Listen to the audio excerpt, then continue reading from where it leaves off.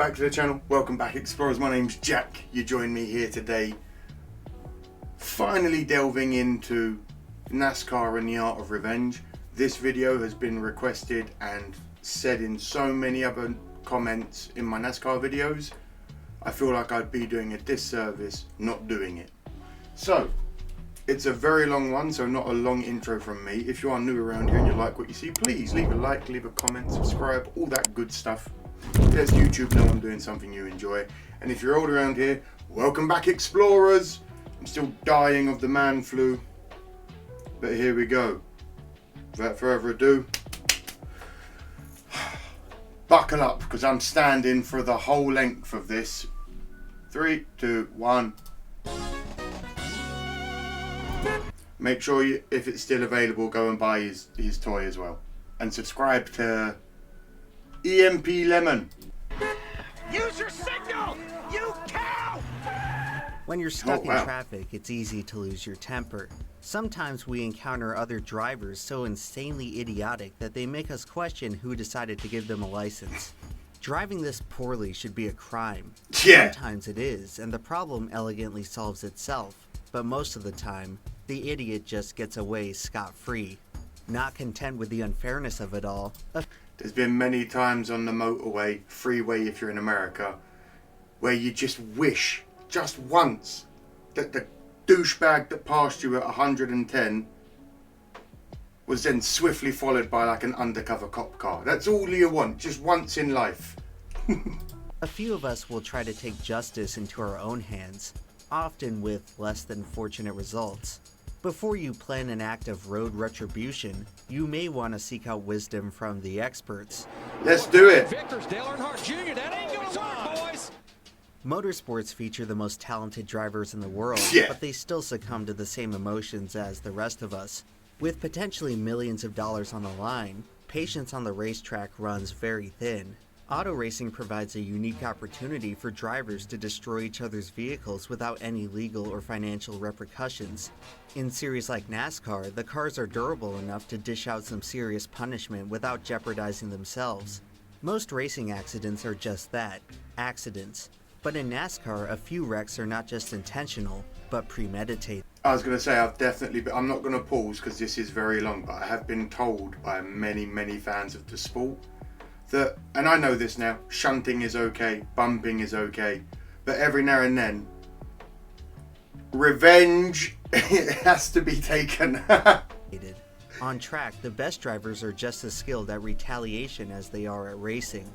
Revenge in NASCAR comes in many forms, some more elegant than others. Well, rule number one of stock car racing is learn how to wreck someone without wrecking yourself. The most proficient retaliators are discreet enough to That make you makes think sense. twice over whether or not it was even on purpose. But by far the most entertaining revenge is the opposite of discreet. In this video, I'm going to talk about 7 cases of revenge so outrageously blatant that nobody could see it as anything other than pure, unadulterated retribution. Yes. Our first tale comes from the winding turn. Hold on. Also, EMP Lemon. I know this is old and I'm late to the party, this video. This dude has done a 40-minute documentary to this quality for free on YouTube. Thank you so much. Go and subscribe to him if you're watching this, if you haven't.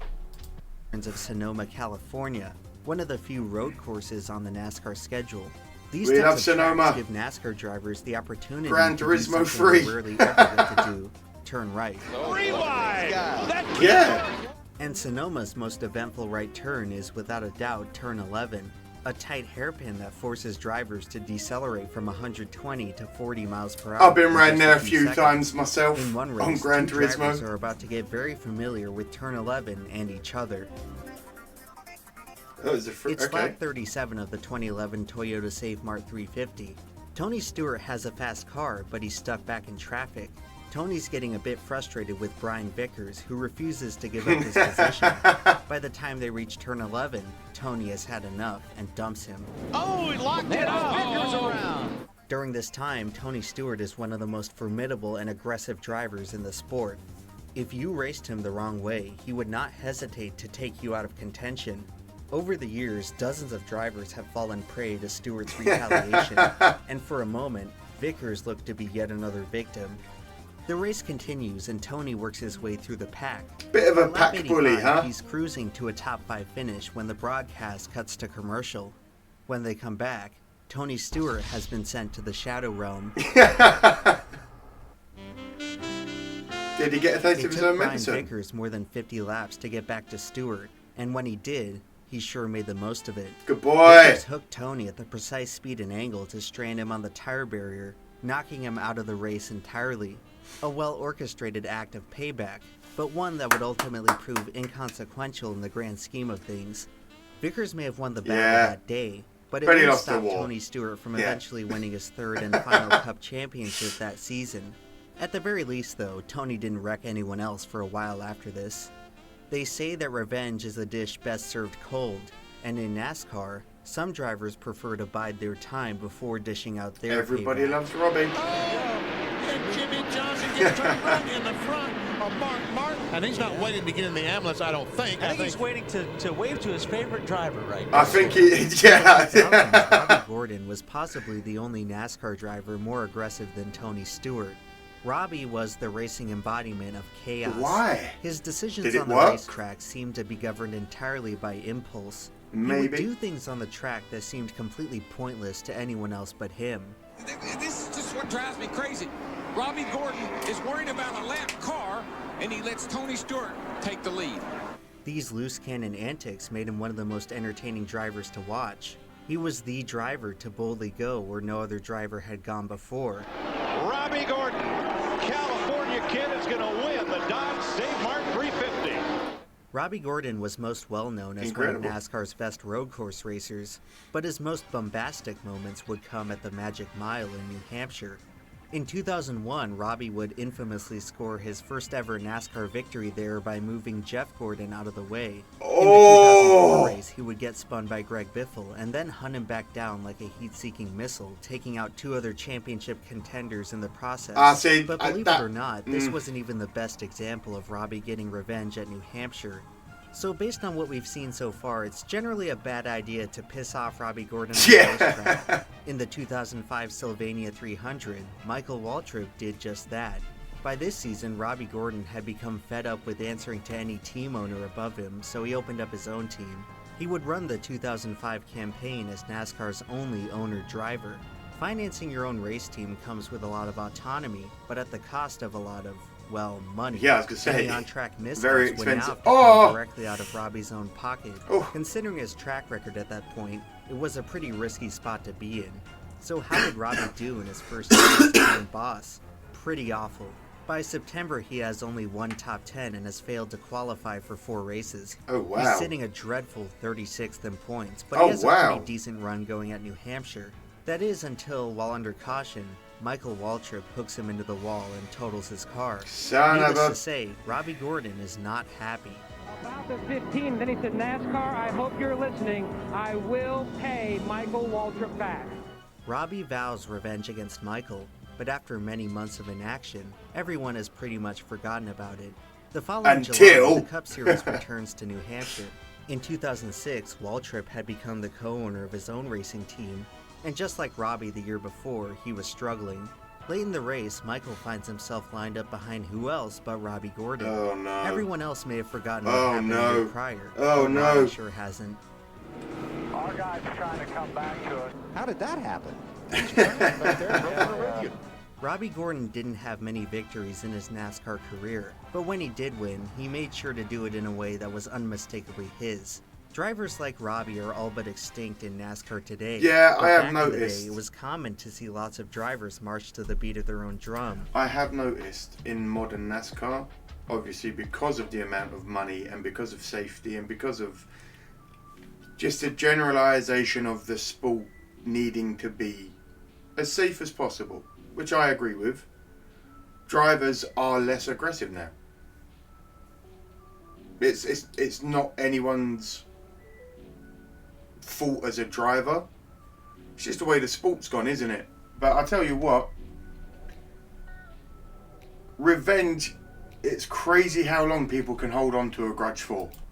If you were looking for a driver to inspire excitement, then perhaps you'd find it in Mr. Excitement, Jimmy Spencer. It's going to be a drag race to the checkered flag. Jimmy Spencer wins it. Jimmy Spencer would get into a litany of fights and altercations over the course of his career, but none Geezer was loves more a scrap. heated than his feud with Kurt Busch. At the turn of the millennium, Kurt Busch was one of the fastest rising talents in the sport. In 2001, he was promoted to a full-time Cup ride at just the age of 22. In his rookie season as NASCAR's newest phenom. Also very sorry, but the music that he's chosen in the background of these has been incredible. It's like nostalgia trip crazy. Kurt Busch got rocked. He finished 27th in points with 7 DNFs, and his biggest highlight of the year was being the last guy Dale Earnhardt ever flipped off. It's tough being a rookie at NASCAR's highest level. A lesson Kurt learned in the 2001 Phoenix race, where he got turned by Jimmy Spencer in front of the entire field. Welcome to the big leagues, kid. At Hazing, this point in time, it happens. Jimmy Spencer is in the opposite position of Kurt Busch. He's in the twilight of his career, and his best days are long behind him. But in the 2002 Food City 500 at Bristol, Jimmy Spencer has the opportunity to do something he hasn't done in nearly 8 years: win a Cup Series race. He's running second with just 60 laps to go and reeling in the leader. Oh, the only no. problem is that the driver running first is the same guy Jimmy Spencer Oh, wrecked no. just 5 months earlier. Oh no! Of course, Kurt doesn't cut Jimmy any slack. Get out of the way! Busch got under him. Move it! Jimmy Spencer, you don't Yeah! see it, but now Kurt Busch is a first-time. I'm not gonna lie, that was a weirdly nice bit of play. On this day, youth prevails over experience. After the race, however, Spencer immediately warns that the young driver still has much to learn. There's a lot of things you can and can't do, and one thing you can't do is just beat and bang with people. And some guys have to learn. They just have to learn the hard way. So, 5 months later at Okay. Indianapolis, Spencer punted Busch at over 180 miles per hour. see, that's just dangerous. That's stupid. Kurt is absolutely livid and trashes Spencer in the post-wreck interview. We spun and that put us in a bad position. Back there with the decrepit old has-beens, I guess. The feud continues to escalate until it reaches a boiling point in the next year's race at Michigan. Kurt swerves into Spencer trying to cut down one of his tires. After the race, Spencer reportedly marched over to Kurt's car and punched him in the face. Jimmy got out of the car, approached Kurt Busch. Yeah, this is getting and stupid actually now. Punched Kurt Busch. Kurt left with a bloody nose and a chipped tooth, prompting NASCAR to suspend Jimmy Spencer for the next race. Now, at this point, it's important to recall that Jimmy Spencer has thus far demolished 2 of Kurt's race cars and his face, and the fans love him for it. The next race is littered with free Jimmy Spencer signs, and Mr. Excitement is arguably the most popular he's ever been. Hey. Sometimes a NASCAR feud represents more Sometimes than a just a simple villain arc. disagreement between drivers. Kurt Busch and Jimmy Spencer Works. symbolized a clash of generations in a changing sport. In the eyes of many fans at the time, Kurt Busch embodied a new wave of prima donna drivers who lacked the struggle and grit of seasoned veterans like Jimmy Spencer. I understand that. I mean, what happened last week was an assault after the race, and what had happened leading up to that in the past was I've got 2 wrecked race cars out of it, and I don't respect Jimmy Spencer. Back in the day, drivers would settle disputes among themselves without any interference from the sanctioning Yeah, I was gonna body. say, I can Many understand said that settling it NASCAR man was to man. babying down the sport to conform to Mad. a more mainstream image. Too bad for them, NASCAR was entering a new age whether they were ready or not.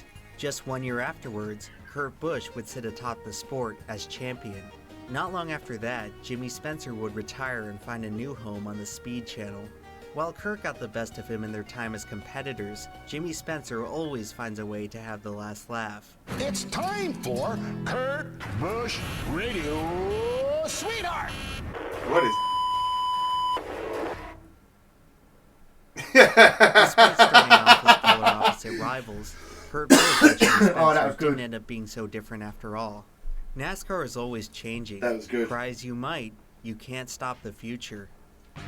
Boy, Kurt Busch and that 2 got such a run through the middle of 3 and 4. Here comes his brother Kyle to the inside. And almost... I do agree in any sport there is a hazing to it and there is earning your One of Kurt stripes. Busch's many career rivalries was a sibling rivalry with his brother Kyle. I was gonna If say. Kurt was a can't-miss talent, the younger Busch brother was a generational prodigy. While it took Kurt until age 23 to win in the Cup Series, I am such an idiot that I didn't realise Kurt is the older brother of Kurt. I knew they were related because I was like, the whole time he kept saying Kurt Busch, I'm like, Kyle? Kyle? Is he related to Kyle? God, I'm dumb. Oh. series, Kyle did it at just 20. Go on, in the his boy. rookie season. Go on, the boy. He's in the conversation with Jeff Gordon and Jimmy Johnson as one of the greatest drivers of NASCAR's current era. In 2007, all three of these drivers raced on the same team, Hendrick Motorsports. Unfortunately, such great amassments of talent don't tend to stick around for very long, and come the middle of the season, Kyle Busch wants out at Hendrick.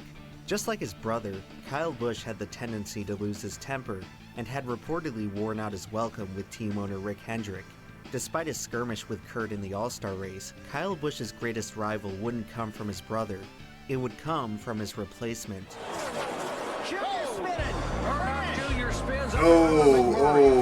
By the mid-2000s, Dale Earnhardt Jr.'s race team was on a downward spiral, and he was about to become the biggest free agent in all of NASCAR. As the sport's most popular star, Dale Jr. would provide a boon to any team that signed know him. of this rivalry. Naturally, one of the first team owners to approach Jr. was Rick Hendrick. Beyond the appeal of joining NASCAR's most successful team, Jr. bonded with Rick Hendrick on a very personal level. Both had suffered tragic losses of family members earlier in the decade. With all that considered, Earnhardt and Hendrick were a match that seemed destined to happen. It's the 2007 Samsung 500 at Texas. On lap 252, Tony Stewart spins and Kyle Busch rear-ends Jr. in the scramble. Kyle thinks his car is totaled and retires from the race. Unbeknownst to him, however, his pit crew repairs it and wants to send it back on track to pick Get up it back some out there, let's go. points. The only problem is that Kyle Busch has gone AWOL. The team scurries to find a replacement driver just as Dale Jr. is pulling his wrecked car into the garage. Long story short, Dale Jr. ended up finishing the race in Kyle Busch's car that day. And so today, it is a great honor to introduce my new boss for 2008, Mr. Rick Hendrick. Was it a bizarre coincidence, or perhaps a covert audition for his next Maybe, ride? maybe. We may never know all the answers, but one thing's for sure, it wouldn't be the last incident involving Dale Jr. and Kyle Busch that season. 6 months later, Kyle Busch is in a fierce battle for the point lead heading into Kansas, while Jr. is out of championship contention. Yeah. By this point, it's well known that Earnhardt will be replacing Kyle Busch at the end of the season, but Kyle is still trying to make the most of his lame duck run by going out with a bang. Just 30 laps in, however, Jr. runs over Kyle Busch on the backstretch and takes him out of the race. After it was over, Jr. apologized and said it was an accident, but Kyle Busch will not so easily forget the driver who cost him his first shot at a championship. I'm sure these guys that he's going to be working with next year don't really appreciate this because they've got a championship they can win this year and he doesn't.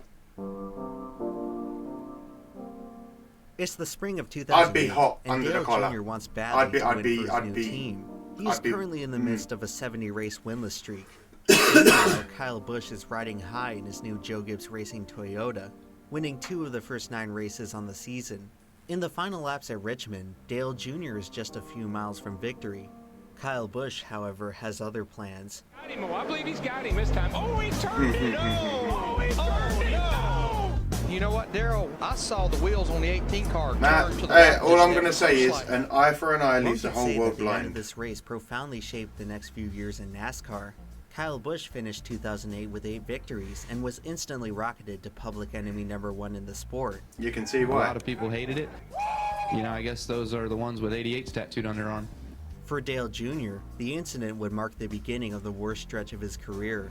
After 2008, Jr. would not see victory lane. They're trash talking, man. In some cases, revenge can end up having far more influence than just a petty comeuppance. It can go on to define a driver's legacy. This event cemented Kyle Busch as a dominant villain and Dale Jr. as a lovable underdog who could never seem to catch a break. 2 perceptions that neither driver could ever really overcome. Do you think that if Dale and Kyle could go back to this moment, history could have turned out differently? Well, the next time they went to Richmond, history repeated itself instead.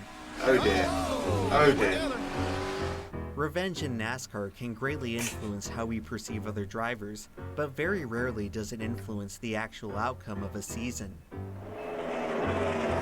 Is this... Never mess with royalty, so I'm guessing a greenhorn went for one of the kings of the sport. Make it happen. We just saw what they would do. Oof. In 2014, NASCAR introduced the controversial elimination-style playoff format, an unintended consequence of which was giving drivers tremendous leverage and potentially spoiling the competition. If you're going to have a feud in NASCAR, you absolutely do not want to start one in the playoffs. So let's talk about Martinsville. It's the oldest remaining track on the NASCAR schedule, which really shows from its unique design. Remember Turn 11 from Sonoma? Well, double it back, and that's basically the entire Martinsville racetrack. Of course, the close quarters racing creates the perfect breeding ground for tempers to flare. With the added pressure of the playoffs, who are you grabbing like the that, friend? Martinsville race turns the intensity up to 11. Denny Hamlin had always been one of NASCAR's most consistent drivers, but he could never quite put it together when it counted most. Every time he found himself in position to contend for the championship, he would always end up suffering some inexplicable mishap. Is this Hamlin that still races Heading today? into the 2017 playoff race at Martinsville, he's sitting 6th in points. 2024, If he wants to advance to the championship finale, he's going to have to catch a serious break. Chase Elliott is in quite a different place than Denny. He's not just looking for his first career championship, he's looking for his first career win. At age 21, he's in just his second full-time Cup season, but the expectations surrounding him are about as high as any other prospect the sport has ever seen. Chase Elliott is a part of racing royalty. The son of NASCAR legend Bill Elliott, he has spent the past half-decade as NASCAR's most anticipated young star. By 2017, he's next in line behind Dale Jr. as the sport's perennial most popular driver. But more than 70 races into his Cup career, he still has yet to win at NASCAR's highest level. Today at Martinsville, Chase has a pretty good shot at finally breaking through to victory. That's something else I just quickly need to go over. 70 races without a win. That's got to take a toll on you mentally. That's got to take a toll on you as a driver. Because yeah, I know I'm the best. I know I'm great at driving. My mentality is I'm the best. 70 races without a win. Lane. Winning here wouldn't just validate the talent of the young phenom, it would punch his ticket to the championship race. He's led over 100 laps so far, and with just 4 laps to go, he pulls ahead of the field and looks to be cruising to a fairy tale ending.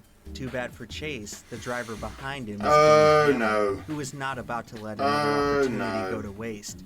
The bumper to the back of the 24. You son of a... Takes the lead and the caution comes out. I'd fight you. Chase Elliott did not win on this day, but luckily for our story, neither did Hamlin. Denny swung for the fences in the closing laps of this race, but in doing so, he just made himself the biggest target in NASCAR.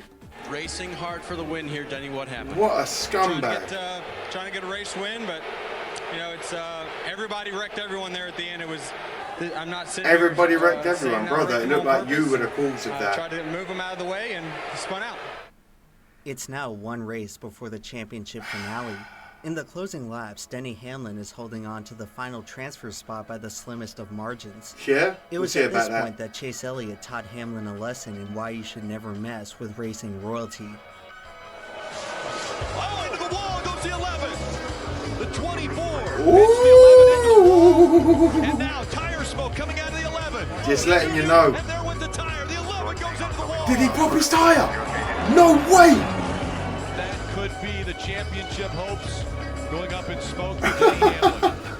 Believe it or not, this wasn't the first time the driver of the 24 car got revenge at Phoenix for something that happened at Martinsville. I'm impressed. The 40th career victory and the 11th win of 1998 goes to Jeff Gordon and the Rainbow Warriors. Of course, the former driver of the 24 car was none other than Jeff Gordon, who was in the... If you've made it this far into the video, let me know down in the comments who your favourite driver of all time was. And let me know a driver you couldn't stand that made your blood boil and why. Let me know. The conversation for the greatest stock car driver ever. In 1998, he drove the greatest statistical season in NASCAR's modern era, scoring an unthinkable average finish of 5.7. His 2012 season, on the other hand, was not quite as spectacular. After the first 5 races, he is sitting a dismal 25th in the point standings. He's looking to turn his luck around at Martinsville. Winning here would have extra significance because at this point, Hendrick Motorsports is sitting at 199 wins. Whoa! For the whole season, everyone has been wondering which Hendrick driver will take the honor of scoring win number 200 for the team. So far, no Hendrick driver has won in 2012, but on this day, it certainly looks like it's going to happen. With 10 laps to go, Jeff Gordon is in an amazing battle with his teammate Jimmy Johnson. So it looks like, barring a completely preposterous turn of events, that Rick Hendrick will get his 200th victory. Just as Gordon makes the pass on Johnson with 5 to go, the caution comes out. For reasons we still don't understand to this day, David Rudiman doesn't come to pit road during an obvious mechanical issue and stalls out on the front stretch. The field lines back up and the two Hendrick cars look to settle it on what should be the final restart.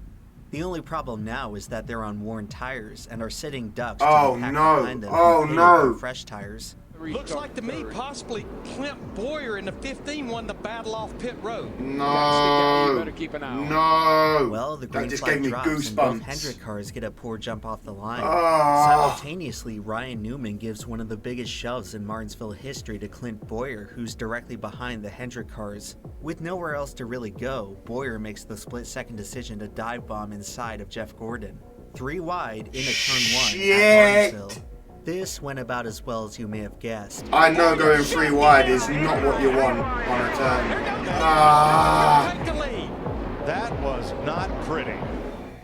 Clint Boer was a driver who always seemed to be in the wrong place at the wrong time. Yeah, in that time, my friend. He is best known for finishing the 07 Daytona 500 upside down. He was still talented enough to occasionally win a race or two, but whenever Clint found success, misfortune always seemed to follow. The 2012 race at Martinsville is no exception. Looking back, it's hard to say Clint did anything wrong in this situation, but he still ended up bearing the brunt of the controversy. Well, Clint and I are friends, you know, and I have a lot of respect for him. He's a great race car driver, and I'm glad I talked to him before I talked to you guys, because I was pretty mad at him. After the race, Jeff Gordon is merciful. Their next altercation, however, wouldn't be on such pleasant terms. 6 months later, the Cup Series returns to Martinsville, and the complexion of the season looks very different. With just 4 races left, the championship picture is wide open. After the worst start to a year he's ever had, Jeff Gordon has made a remarkable late-season comeback to put himself within striking distance of the title. Right in the hunt with Gordon is Clint Boer, who is having the season of his life. Late in the race at Martinsville, the two make contact in a hard-fought side-by-side battle. This time, Jeff Gordon is not as forgiving. After a second run-in on the season, Clint Boer is skating on thin ice. Yeah, I'm not gonna lie, lad. 2 weeks later at Phoenix, Clint Boer is keep closer hitting to me. the championship than he's ever been. Late in the day, he's running in the top 5 and is less Things than are gonna 30 happen. points behind the championship leader. It's at this moment when Boer runs into who else but Jeff Gordon. Really? Unfortunately for Boer, this is the straw that broke the camel's back. Where is he? I'm getting his ass. Oh, shit. Turning Clint Boer into the wall. He basically waited on Clint. Anger and ego kicked in.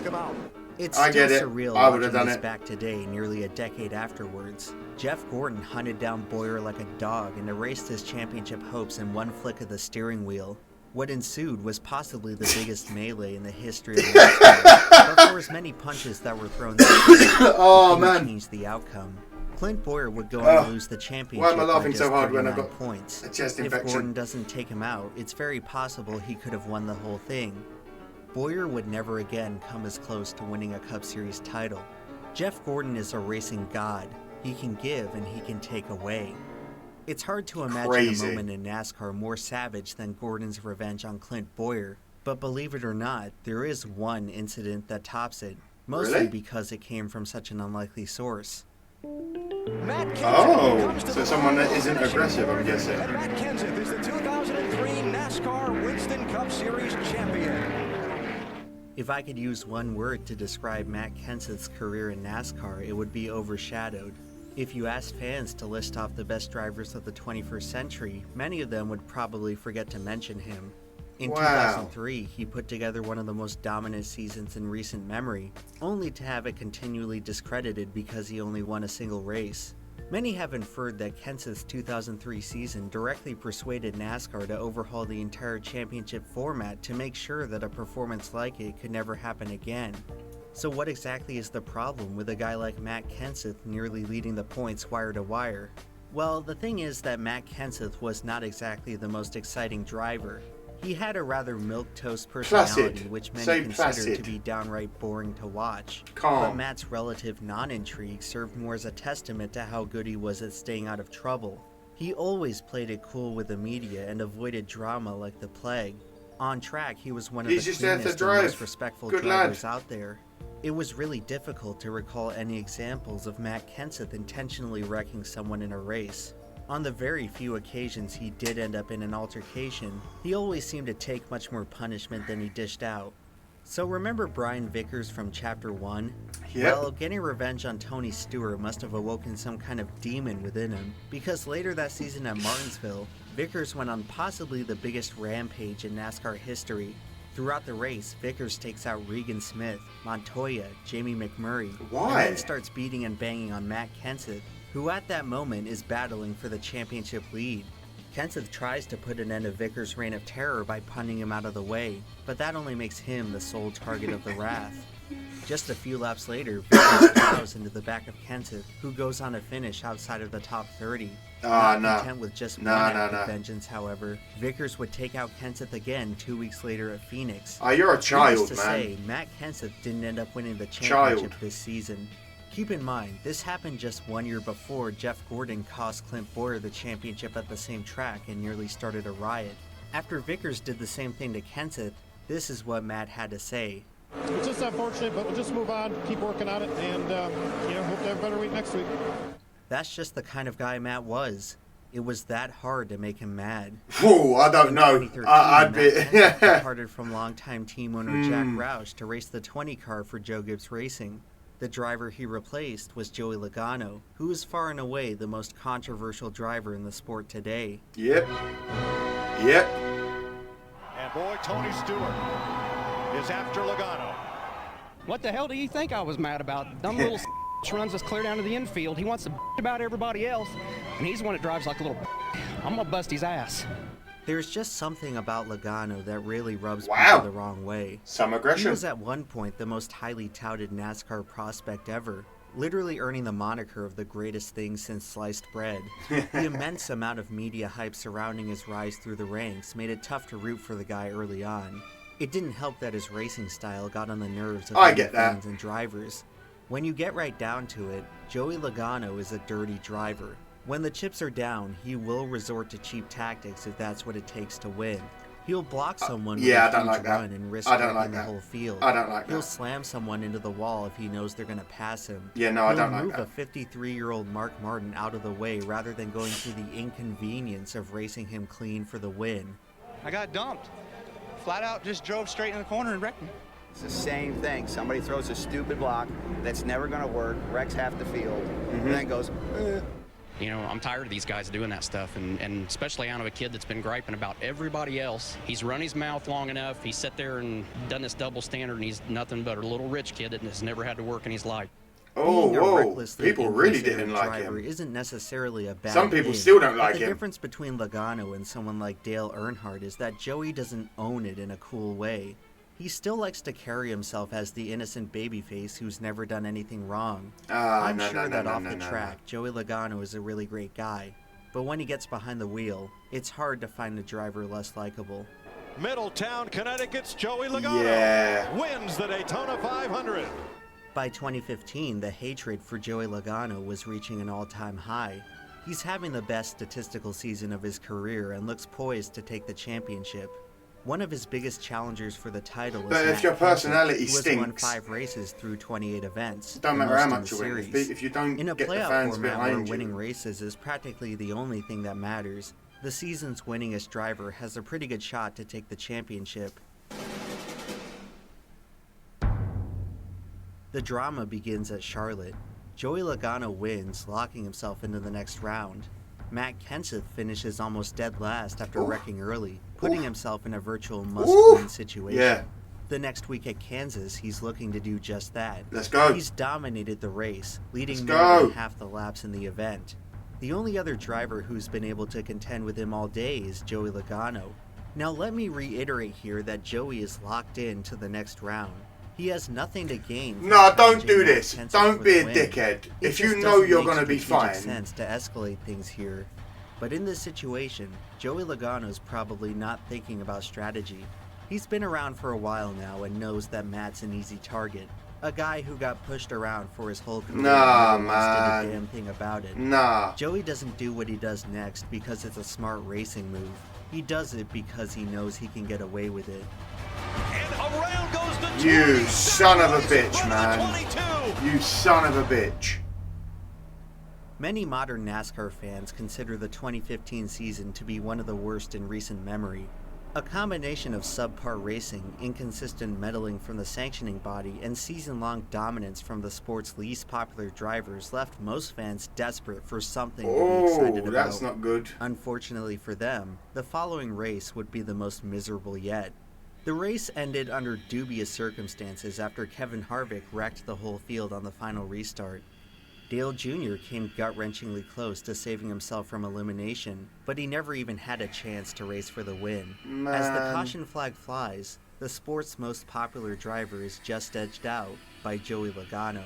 The most unpopular at the moment. Matt Kenseth is quietly eliminated from his last great shot at winning the championship. In this moment, NASCAR is entering the dark timeline. The fans have been beaten and broken down. If they want to salvage any hope out of the season, they're gonna need a hero. I was gonna say, people are not gonna, they're not gonna enjoy that. You make decisions every day. You make decisions every day. The PlayStation sound? Oh my God! To me, strategically, that doesn't seem like such a great decision for him. But it's the one he made, and that's how he wanted to win. Let's get him. Oh, there goes the 20. And Kenseth cleared by Lagano. Yeah, I'm here as well, boy. I'm here as well. Remember that. Let's see how you like not winning. Statistically speaking, there's no doubt that Joey Logano was the best driver of the 2015 season. In hindsight, it's difficult to imagine a scenario where he doesn't win the championship. He would have to succumb to a cataclysmic event and a stupidly gimmicked point system. Unfortunately for Joey, he was a victim of both. But only one of these things was out of his control. Joey Logano always wanted to have his cake and eat it too, and he would find out that doing so is a quick way to end up with no cake at all. Immediately afterwards, NASCAR suspended Matt Kenseth for 2 races. Not that it really mattered at that point. Joey Logano would go on to miss the championship race, and he learned an important lesson.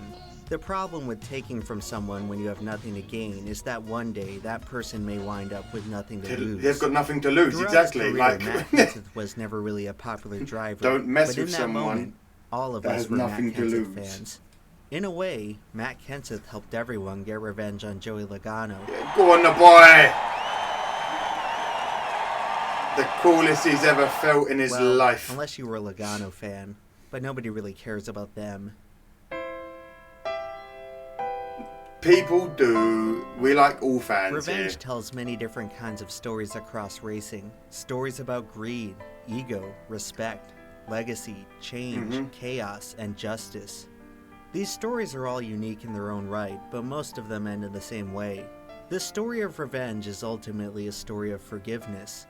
Although revenge can provide us with some of the most captivating moments in auto racing, there's a reason it's ultimately rare. In NASCAR, vengeful vendettas inevitably leave behind a trail of wrecked race cars, poor finishes, and shattered dreams. In the game of revenge, everybody loses. Most drivers simply choose not to play. So the next time you're on the road and feel like carrying out your own piece of revenge, it's probably best to just turn the other cheek.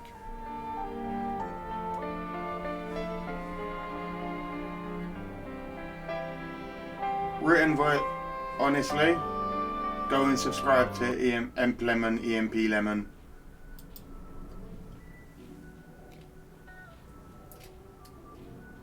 What an like, honestly, the fact that that's free on YouTube and the guy went to such effort to bring something just so people have a better understanding is incredible.